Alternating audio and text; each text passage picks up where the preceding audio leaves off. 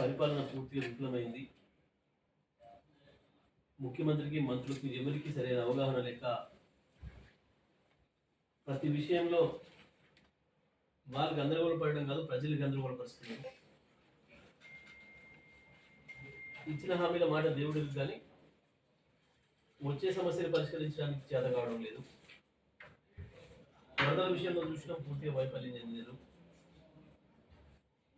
ప్రత్యేకించి ఇప్పటి వరకు ఈ 9 నెలల కాలంలో వాళ్ళ ప్రజలకు ఇచ్చిన హామీలలో నెరవేరుస్తాము అని చెప్పి గుప్పలు కొట్టుకున్నది కేవలం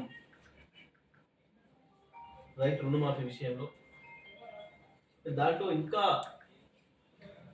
అటర్ ఫ్లాప్ అయ్యారు.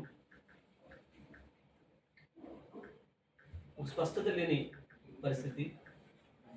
రైతాంగం అంతా గందరగోళంగా ఉన్నారు. రైతాంగాన్ని గందరగోళంలో నెడుతున్నారు కావాలని చెప్పి ఒక పథకం ప్రకారమే ప్రభుత్వం 49,000 కోట్లు అని చెప్పిన రుణమాఫీ చివరికి 31 కోట్లు అని చెప్పి బడ్జెట్లో 26,000 కోట్లు పెట్టి 18,000 కోట్లు రిలీజ్ చేసామని చెప్పి ఇప్పటికీ రైతాంగానికి 10,000 కోట్లు కూడా చేరలేదు. ఒక మంత్రి ఒక మాట చెప్తున్నాడు, ఒక మంత్రి ఒక మాట చెప్తున్నాడు, ముఖ్యమంత్రి ఒక మాట చెప్తున్నాడు. వాళ్ళు ఒకరికొకరు మాట్లాడేదానికి పొంతం లేకుండా ఉంది. అదే మంత్రి ముందు రోజు ఒక మాట మాట్లాడుతున్నాడు, వాళ్ళ తర్వాత ఇంకొక మాట మాట్లాడుతున్నాడు. ఇప్పటికైనా రైతు రుణమాఫీ విషయంలో అసలు ప్రభుత్వం ఏమనుకుంటుంది, ఏం చేద్దామనుకుంటుంది, ఎంత మేరకు రుణమాఫీ చేస్తుంది, ఎవరెవరికి చేస్తుంది అనేది స్పష్టతని ఇవ్వాలని చెప్పి నేను డిమాండ్ చేస్తా ఉన్నాను.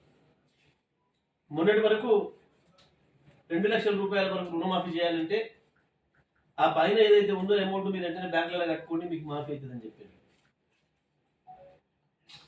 అందరు మంత్రులు చెప్పారు. చివరికి నిన్న మళ్ళీ సంబంధిత శాఖ మంత్రి గారు, వ్యవసాయ శాఖ మంత్రి గారు, మీరు ఇప్పుడే కట్టకండి అని మాట్లాడుతున్నాడు.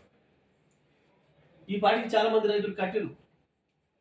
అవతల అప్పుసప్పు చేసి 2 లక్షల పైన ఉన్న వాళ్ళు, 3 లక్షలు ఉన్న వాళ్ళు, 4 లక్షలు ఉన్న వాళ్ళు, 2.5 ఉన్న వాళ్ళు, 2.20 ఉన్న వాళ్ళు, అవతల చేపతులు తెచ్చో వడ్డీ తెచ్చో కట్టిరు చాలా మంది. ఇవాళ మళ్ళీ తప్పించుకోవడం కొరకు మీరు ఇప్పుడే కట్టకండి అని మాట్లాడుతున్నారు. ముందు బ్యాంకుల నుంచి వెళ్ళి సమాచారం తీసుకొని రైతుల్ని మోసం చేయడం కొరకు ముందు మీరు అగ్రికల్చర్ అధికారులను కలవండి, బ్యాంకులను కలవండి, కలెక్టర్ని కలవండి అని చెప్పారు. ఆ తర్వాత లేదు మేమే ఊర్లలోకి పంపిస్తాం, మీ అగ్రికల్చర్ ఆఫీసర్లే వచ్చి మేము వివరాలను తీసుకుంటారు అని చెప్పారు.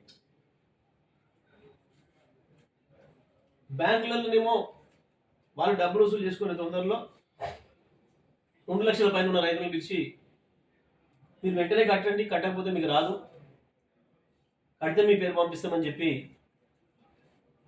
రైతాంగాన్ని భయపెట్టిస్తున్నారు.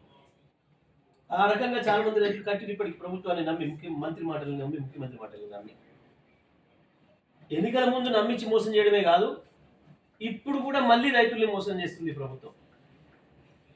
ఇంతకంటే దుర్మార్గమైన పని ఇంకొకటి ఉండదు. ఒక ప్రభుత్వం, ఒక మంత్రి స్వయంగా ఎన్నికల ముందు ప్రజలకు ఇచ్చిన మాట విషయంలో మాట తప్పడమే కాకుండా ప్రభుత్వంలోకి వచ్చిన తర్వాత కూడా మాట మార్చి ప్రజల్ని మోసం చేయడం అనే సందర్భం మొదటిసారిగా మనం ఇక్కడనే చూస్తున్నాం తెలంగాణలో. అన్ని రంగాల్లో విఫలమవుతున్నారు. విద్యుత్తులో లెసఫోజులు కొడుతున్నాడు బట్టి విక్రమార్క. నిన్న వాళ్ళ నాయకుడింటి కాడికి పోయి కూర్చున్నాను లేదు పని మీద మిత్రుడు.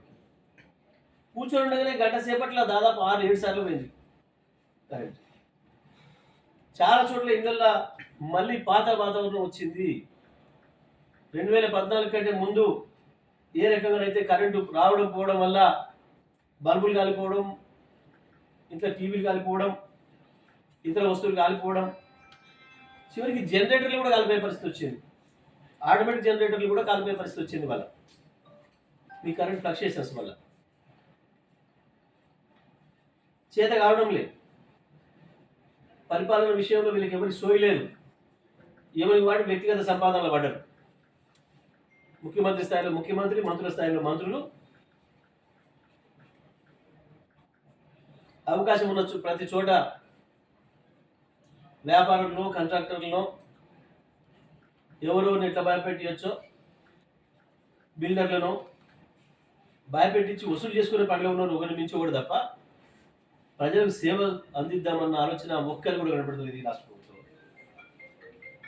మేము ఇప్పటికైనా డిమాండ్ చేస్తా ఉన్నా, ఎట్టి పరిస్థితుల్లో రుణమాఫీ విషయంలో ఈ ప్రభుత్వం కూర్చొని ఒక స్పష్టత తీసుకోవాలి, ప్రజలకు రైతులకు స్పష్టత ఇవ్వాలి. మిమ్మల్ని నమ్మి 2 లక్షల రూపాయల రుణమాఫీ చేస్తారని, 15,000 రూపాయల రైతు భరోసా ఇస్తారని నమ్మి పూర్తిగా వ్యవసాయ ప్రాంతం రైతాంగమే మీకు ఓట్లేసే అవకాశం ఇచ్చారు. మిమ్మల్ని గెలిపించింది మొత్తం రైతాంగమే. రైతులు ఉన్న చోట, వ్యవసాయం ఉన్న చోటనే మీరు గెలిచారు. కానీ అదే రైతులకు నెత్తిన టోపీ పెట్టడమే కాకుండా ఇప్పటికీ కూడా రకరకాల మాటలు చెప్తూ మోసం చేస్తూ కాలం గడుపుతున్నారు. వ్యవసాయ శాఖ మంత్రి గారిని నేను డిమాండ్ చేస్తా ఉన్నా, ఇప్పటికైనా ముఖ్యమంత్రి మీ మంత్రులుగా కూర్చొని అసలు రైతాంగానికి మొత్తం రుణమాఫీ చేసే ఉద్దేశం ఉందా లేదా, మీరు ఇచ్చిన మాట ప్రకారం 2 లక్షలు క్లియర్ అయిపోవడం తలుచుకున్నారా స్పష్టంగా చెప్పండి.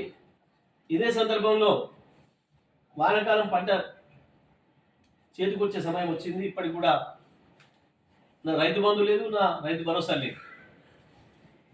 వెంటనే రైతు భరోసా కూడా ప్రారంభం చేయాలి.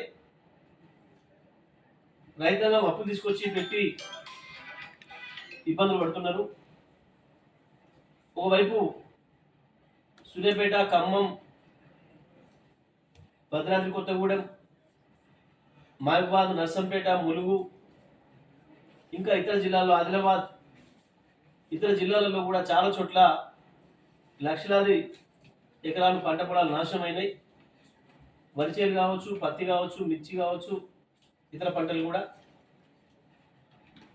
ఒకవైపే ప్రభుత్వం ఇవ్వాల్సిన పెట్టుబడి సాయం ఇవ్వలేదు, రైతులు సొంతంగా తీసుకొచ్చి పెట్టిర్రు.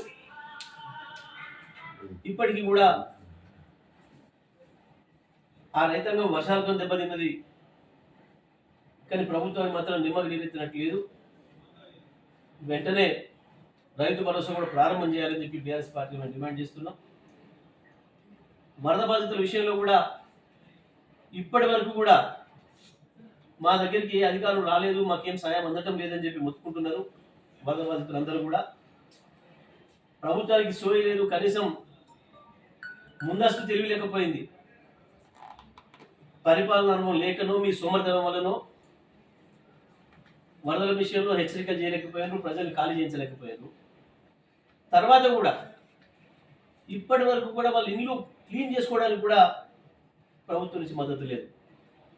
చూస్తున్నాం ఖమ్మం బాధితులు ఏ రకంగా బాధపడుతున్నారు మహిళలు. వాళ్ళు ఒకటే మాట అంటున్నారు, సిగ్గుండాలి ప్రభుత్వానికి. మీరు ఇచ్చే 10,000 పక్కన పెట్టండి, ఒక రోజు వచ్చి మా ఇంట్లో ఉండండి అని అడుగుతున్నారు మంత్రుల్ని.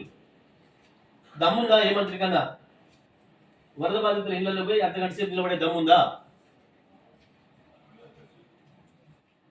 మీ లేకపోగా మేము టీఆర్ఎస్ బృందం కేసీఆర్ గారి ఆదేశాల మేరకు మేము ఇంటికి తిరుగుతుంటే వీళ్ళు తిరిగిపోతే మా మీద కూడా పడుతుందేమో, రైతులు ప్రజలు డిమాండ్ చేస్తారు మమ్మల్ని, మీరు ఎందుకు రావట్లేదని చెప్పి భయానికి మా మీద దాడి చేసే ప్రయత్నం చేశారు. మీ తప్పులు కప్పించుకోవడం కొరకు ప్రతిపక్షంగా మా పాత్ర మేము నిర్వహిస్తుంటే కూడా ఆటంకాలు కల్పించే ప్రయత్నం చేశారు. ఇది ప్రభుత్వం చేతగాంతనానికి, సోమరితనానికి నిదర్శనం.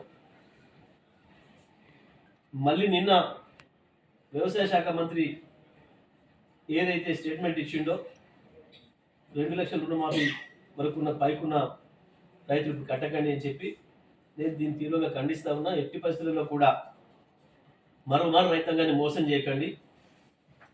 వెంటనే 2 లక్షల వరకు రుణమాఫీ ఏదైతే ఉందో వాళ్ళు ఎప్పుడైనా కట్టుకోనియండి, రైతులు బ్యాంకులు వాళ్ళ ఇష్టం. 2 లక్షల వరకు మీరు ఏదైతే ఇస్తున్నారో అంతవరకు బ్యాంకులు వేయండి. ఈ రాష్ట్రంలో ఉన్న రైతాంగం మొత్తం 2 లక్షల పైన అప్పులు తీసుకున్న వాళ్ళు ఎవరైనా ఉన్నది 2 లక్షల వరకు మీరు చేస్తున్నారు, 2 లక్షల రూపాయలు వేయండి మీ తరఫున. ఆ మిగతాది ఎప్పుడు కట్టుకోవాలి, ఏం చేసుకోవాలనేది బ్యాంకు రైతుకు సంబంధించిన విషయం. మీరు ఇచ్చిన మాటకే 9 నెలలు ఆలస్యం చేసారు, వడ్డీ కూడా పెరిగిపోయింది. తీసుకున్న అసలు వడ్డీ కట్టడానికి రైతులకు ఇబ్బంది పడుతున్నారు. కాబట్టి వెంటనే ఎటువంటి గందరగోళం లేకుండా 2 లక్షల రూపాయల వరకు రైతాంగానికి మొత్తం అందరికి కూడా వాళ్ళ ఖాతాలో జమ చేయాలని చెప్పి నేను డిమాండ్ చేస్తాను.